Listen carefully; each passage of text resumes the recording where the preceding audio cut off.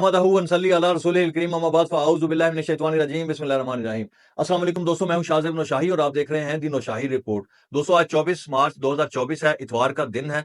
परसों यानी 22 मार्च 2024 जुमे के दिन रूस के शहर मॉस्को के नजदीक एक कॉन्सर्ट हॉल पर दहशतगर्दों ने हमला किया और वहां पर मौजूद लोगों पर गोलियां और दस्ती बम बरसाए। इस हमले में 143 अफराद जान की बाजी हार गए। इस हमले की तफसीलात हम आज आपके साथ शेयर करेंगे और इस हमले से जुड़ी कुछ मालूमात हैं वो भी आपके साथ शेयर करेंगे। लेकिन अगर आपने अब तक हमारा चैनल सब्सक्राइब नहीं किया तो प्लीज इस चैनल को सब्सक्राइब करके इस वीडियो को लाइक कर दीजिए और बेल आइकन दबा दीजिए। आपका बहुत बहुत शुक्रिया। दोस्तों, रूस के शहर मॉस्को के नजदीक एक छोटा सा शहर है ग्रास्नो कोर्स के नाम से। 2 लाख से कम आबादी का शहर है ये और इंतजामी अमूर के लिहाज से मॉस्को के अंडर आता है। मॉस्को ना सिर्फ दारुल हुकूमत है रूस का बल्कि एक सूबा भी है और इस सूबे के अंडर आता है ये ग्रास्नो कोर्स। मरकजी शहर से 20 किलोमीटर के फासले पर है और मॉस्को की शुमाल मगरबी सरहद पे ये वाकया है। ग्रास्नो कोर्स सिटी के मरकज में एक कॉन्सर्ट हॉल है क्रॉक सिटी हॉल के नाम से। ये 2009 में तामीर किया गया था। बेसिकली ये कॉन्सर्ट हॉल है लेकिन इसमें शॉपिंग मॉल भी है, कुछ ब्रांड आउटलेट्स हैं, रेस्टोरेंट्स एंड होटल्स भी हैं। तो काफी ये जो है गुंजान आबाद इलाका है इस सिटी का। तो यहाँ पे जुमे की शब एक बैंड ग्रुप है पिकनिक के नाम से। ये बैंड ग्रुप काफी फैन फॉलोइंग है उसकी रूस में। ऑल्दो कि ये टॉप 10 ब्रांड्स में शुमार नहीं होता रूस में, लेकिन फिर भी इसकी फॉलोइंग काफी ज्यादा है। 1978 में इसकी बुनियाद रखी गई। पहले ये पोलिश गाने वगैरह गाते थे, फिर इन्होंने रशियन जुबान में गाना शुरू किया। तो इसका कॉन्सर्ट था जुमे वाले दिन 8 बजे, जिसकी तकरीबन 6,500 के करीब टिकट्स फरोख्त हो चुकी थी। तो काफी लोग इस हॉल में जमा थे। इतने में 5 दहशतगर्द इस हॉल में दाखिल हुए और आते ही उन्होंने अंधाधुंध फायरिंग करना शुरू कर दी। उनके पास ऑटोमेटिक असला था, किसी के हाथ में चाकू भी थे और ऑटोमेटिक असला भी था। फिर इनके पास दस्ती बम भी थे और पेट्रोल बम भी। आते ही इन्होंने पेट्रोल बम भी बरसाए जिससे हॉल में आग भड़क उठी और फिर उसके बाद इन्होंने अंधाधुंध फायरिंग शुरू कर दी। तकरीबन 143 के करीब लोग जो है वो अपनी जान हार गए और काफी जख्मी भी हुए, सैकड़ों की तादाद में है जख्मी। यहाँ एक अच्छी बात भी हुई, एक 15 साल लड़का जिसका नाम इस्लाम है, उसने बहादुरी का मुजाहरा करते हुए 100 लोगों को इस हॉल से निकाला और इस तरह से 100 लोगों के करीब उसने जान बचाई। जब उसे पूछा गया कि तुमने ऐसा क्यों किया और किस तरह से किया, तो उसने कहा कि अकेले जिंदा रहने से बेहतर है कि इंसान किसी की जान बचाते हुए मर जाए। तो उन्होंने पूछा कि कैसे किया ये तुमने एक छोटी सी उम्र में।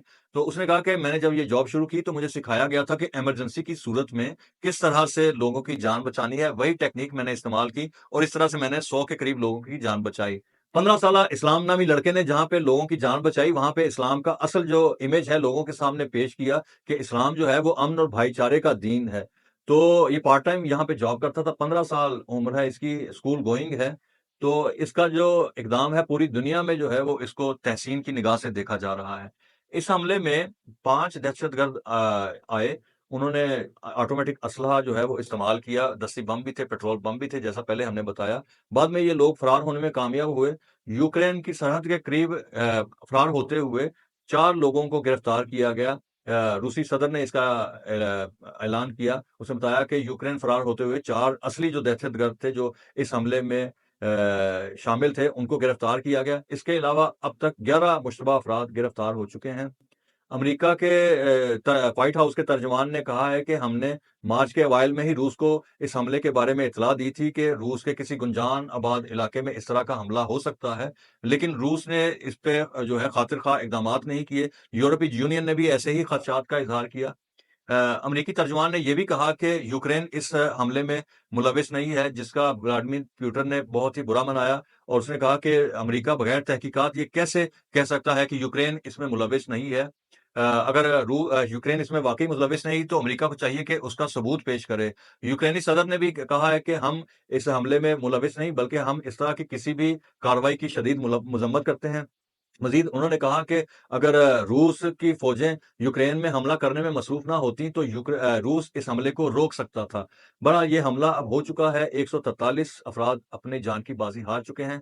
दाइश नामी दहशतगर्द तंजीम ने इसकी जिम्मेदारी कबूल की है और कहा है कि हम इसके पीछे हैं, लेकिन उसके क्या मुहर्रकात थे अभी तक उसने ये नहीं बताया। इसके फुटेजेस, इसके जो विजुअल्स हैं, तस्वीरें हैं या वीडियोस आपको सोशल मीडिया पे मिल जाएंगी। हमने यहाँ पे इसलिए शेयर नहीं की क्योंकि दहशतगर्दों का जहाँ पे लोगों को मारने का कॉज होता है, वहाँ पे उसे फैलाने का भी होता है उन तस्वीर को। ताकि लोग सोशल मीडिया पे या मीडिया पे उसे फैलाएँ और जो उनका मकसद है खौफ-ओ-हरास का, वो पूरा हो जाए। हमने सिर्फ़ इस मकसद के लिए शेयर नहीं की, अगर आप चाहें तो सोशल मीडिया पे इसके विजुअल्स मिल सकते हैं आपको।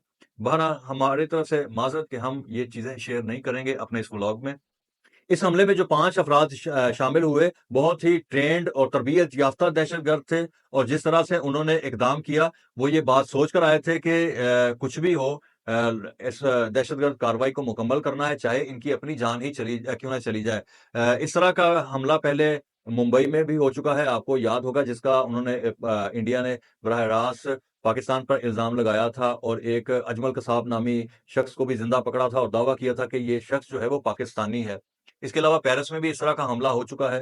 तो आलमी जो बरादरी है, उसे सोचना चाहिए, इस तरह के हमलों के बारे में संजीदगी से इस तरह कोई ऐसे ठोस इक़दामात करने चाहिए कि मुस्तक़बिल में ऐसे अफ़सोसनाक वाक़यात ना हों। दिनो शाही रिपोर्ट देखने के लिए आपका बहुत-बहुत शुक्रिया। पाकिस्तान ज़िंदाबाद।